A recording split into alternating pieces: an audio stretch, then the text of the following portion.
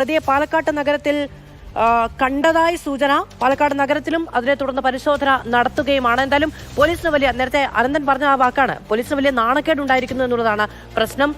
ഒരു കേസിൽ ജയിലിൽ പോയി ജാമ്യത്തിൽ ഇറങ്ങി വന്ന് വീണ്ടും കൊലപാതകം നടത്തുക എന്ന് പറയുന്നത് ക്രമസമാധാന പ്രശ്നം. ആ നാട്ടിലെ മുഴുവൻ ആളുകൾക്ക് അവർക്ക് നേരെ അറ്റാക്ക് ഉണ്ടാകുമോ എന്നൊരു വലിയ ഭീഷണി ഉയർത്തുന്ന അടക്കമുള്ള കാര്യങ്ങളാണ് ഉണ്ടാകുന്നത്. അല്ല, ഇപ്പൊ പോലീസ് നൽകിയ ന്യായീകരണമായി നേരത്തെ പറഞ്ഞ ഒരു കാര്യം, ഇപ്പൊ പോലീസുകാരൊക്കെ മാറുമ്പോൾ ഈ സിസ്റ്റം അവിടെ വർക്ക് ചെയ്യണ്ടേ? പോലീസ് സ്റ്റേഷൻ എന്ന് പറയുന്ന സംവിധാനം അവിടെ എന്തിനാണ്? മുറുക്കാങ്കട നടത്താൻ വേണ്ടിയിട്ടല്ലോ തുറന്നു വെച്ചിരിക്കുന്നത്. അപ്പോ അവിടെയുള്ള കേസുകൾ, അവിടെയുള്ള ആ കേസിന്റെ സ്റ്റേഷന്റെ പരിധിയിൽ വരുന്ന മറ്റു പ്രതികൾ, അവർ വരവ് പോക്ക് തുടങ്ങിയ കാര്യങ്ങളൊക്കെ അന്വേഷിക്കുക എന്നുള്ളത് ഓരോ പോലീസ് സ്റ്റേഷനിലെയും പോലീസുകാരുടെ ആ സിസ്റ്റത്തിന്റെ ചുമതലയാണ്.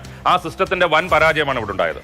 നമ്മളോടൊപ്പം ഗോകുൽ വേസ് തുടരുന്നുണ്ടെന്നാണ് ഞാൻ മനസ്സിലാക്കുന്നത്. ഗോകുൽ, ഈ പാലക്കാട് നഗരത്തിൽ പ്രതിയെ കണ്ടു അല്ലെങ്കിൽ ഇതിനു മുൻപ് കണ്ടിരുന്നു എന്നൊരു സ്ഥിരീകരണം പോലീസിന് കിട്ടുന്നുണ്ടോ? ആ വഴി കേന്ദ്രീകരിച്ചുള്ള അന്വേഷണം എങ്ങനെ പോകുന്നു? അത് പാലക്കാട് പ്രദേശത്ത് നഗരത്തിലും ഈ പ്രതിയെ കണ്ടതായ ഒരു സൂചന പോലീസിന് ലഭിക്കുന്നു. അതായത് പോലീസിന് ഇത്തരത്തിലൊരു ഇയാളുടെ രൂപസാദൃശ്യമുള്ള ഒരാളെ കണ്ടതായ ഒരു സൂചനയാണ് ലഭിച്ചിട്ടുള്ളത്.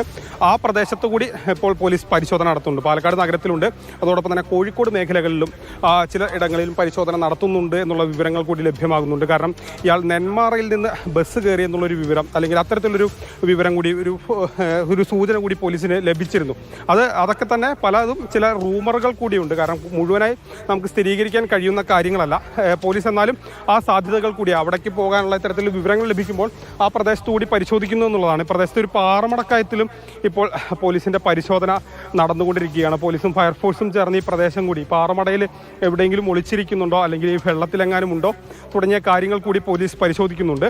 ഇത്തരത്തിൽ പല മേഖലകളിലും, ഈ വനമേഖലയ്ക്ക് പുറത്തും പോലീസിന്റെ പരിശോധന ഊർജിതമായി തന്നെ പല മേഖലയിലും നടക്കുന്നുണ്ട്. അതിലൊരു പ്രദേശമാണ് പാലക്കാട് കൂടി ഇത്തരത്തിൽ ഈ പ്രതി വന്നതായ ഒരു സൂചന പോലീസിന് ലഭിച്ചിരുന്നു. കാരണം നെന്മാറയിൽ നിന്ന് ആ മേഖലയിലേക്ക് ഇയാൾ വണ്ടി കയറി പോയി എന്നുള്ളൊരു വിവരം, അത് രാവിലെയാണ് പോലീസിന് അത്തരത്തിലൊരു സൂചന ലഭിച്ചത്. അതിൻ്റെ അടിസ്ഥാനത്തിൽ പാലക്കാട് പ്രദേശത്തു കൂടി പോലീസിന്റെ തിരച്ചിൽ നടക്കുന്നുണ്ട്. അതോടൊപ്പം തന്നെ മറ്റ് മേഖലകൾ, നേരത്തെ തിരുപ്പൂർ ഒരു പരിശോധന പോലീസ് നടത്തിയിരുന്നു. കാരണം തിരുപ്പൂരിലേക്ക് ഇയാൾ പോയിട്ടുണ്ടോ, കടന്നിട്ടുണ്ടോ എന്നൊരു സംശയത്തെ തുടർന്ന്. പക്ഷേ അവിടെ വെച്ച് ഇയാളെ കണ്ടെത്താൻ കഴിഞ്ഞില്ല. പോലീസ് സംഘം തിരിച്ചു മടങ്ങി.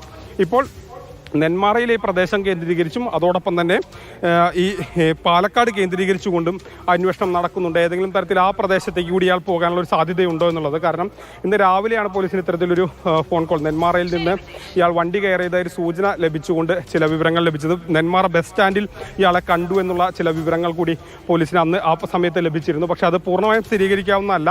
പോലീസ് ഒരു സാധ്യത തേടുകയാണ്. പോലീസ് പറയുന്നത് പല സ്ഥലങ്ങളിൽ നിന്നും ഇത്തരത്തിലുള്ള ഫോൺ കോളുകൾ വരുന്നുണ്ട്, ഇയാളെ കണ്ടു എന്ന് പറഞ്ഞിട്ട്. അപ്പോൾ ആ തരത്തിൽ കൂടി എല്ലാ സാധ്യതകളും പരിശോധിക്കുക എന്നുള്ളതാണ്. ഓരോ ഫോൺ കോൾ വരുമ്പോഴും അതിനനുസരിച്ച് കൂടുതൽ പരിശോധിക്കുക എന്നുള്ളതാണ്. തിരച്ചിൽ തുടരുകയാണ്.